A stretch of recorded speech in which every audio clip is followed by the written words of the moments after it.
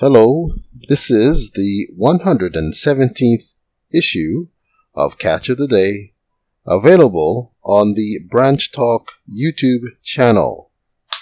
Today we're going to read some more from Doug Mitchell's book, When the Siege Has Ended, Ezekiel 5, The Judgment for the Living.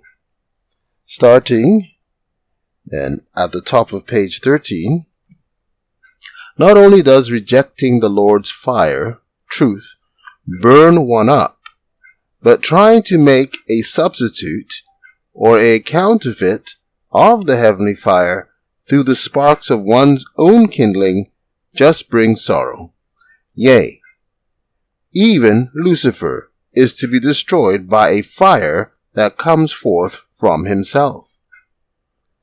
Thou hast defiled thy sanctuaries by the multitude of thine iniquities, by the iniquity of thy traffic.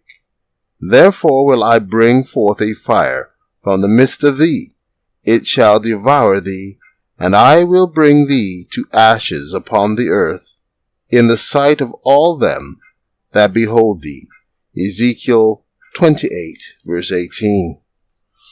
It was during that time that Brother Roden prophesied by the scriptures of the foolishness that the Davidian leadership would venture upon should they continue to reject the fundamental rod principle that without a living spirit of prophecy in our midst, there can be no success in any revival and reformation. And the sooner we know it, the quicker we shall achieve our goal. 1 TG 10:27. Thus, in rejecting that first principle, they subjected themselves to the destructive aspect of the Holy Spirit, fire. While that was bad enough, they compounded the evil by walking in the sparks of the false prophecy that came forth from Florence Houteff.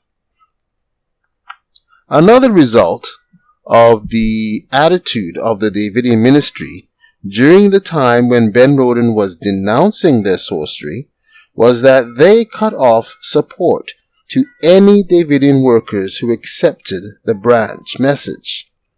Then, after her false prophecy failed to materialize, Florence Houteff and others appropriated the bulk of the first tithe to themselves under the guise that they were owed it as wage adjustments. They even left some Davidian ministers in the field in trying circumstances because they cut off their wages. In doing that, they became those who the Lord was to also bear a swift witness against, those who oppress the hireling in his wages. The branch message also bore witness against those deeds. Along with being a swift witness against the sorcerers and those who oppressed the hireling in his wages, Malachi says that when the Lord comes suddenly to his temple, he was also to testify against those that oppress the widow and the fatherless, and that turn aside the stranger from his right, and fear not me. Malachi 3, verse 5. Regarding that aspect of the Lord's working at the time when the prophecy was to be fulfilled, we have previously read that Brother Houteff said that the Lord unveiled his people's shocking irresponsibility towards the unfortunate ones among them, and their taking advantage of others whenever possible. That very thing happened just as the Lord said it would. Not only did Florence Houteff and many other Davidian leaders denounce Brother Houteff and sell off the association's assets after he died and her false prophecy failed to materialize, but they also took the second tithe funds and amounted to around $470,000 and managed to divide up most of it among a very small number of people. That second tithe fund was for the poor and elderly in the church, among other benevolent uses.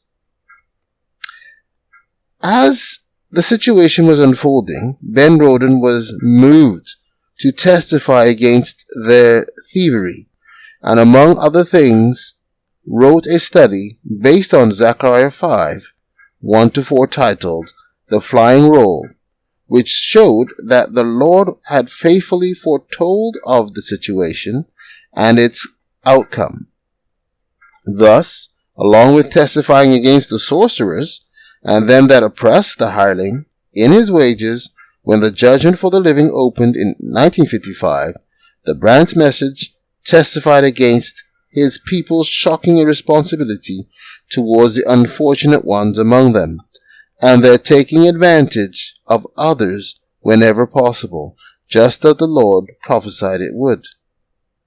That sad situation existed among the Davidian leaders partly because they were not thinking that the message to the angel ministers of the Laodiceans also applied to them. As a consequence of rejecting the Branch message, the Davidian leadership lost whatever spiritual ground they may have gained under Brother Houghton's leading.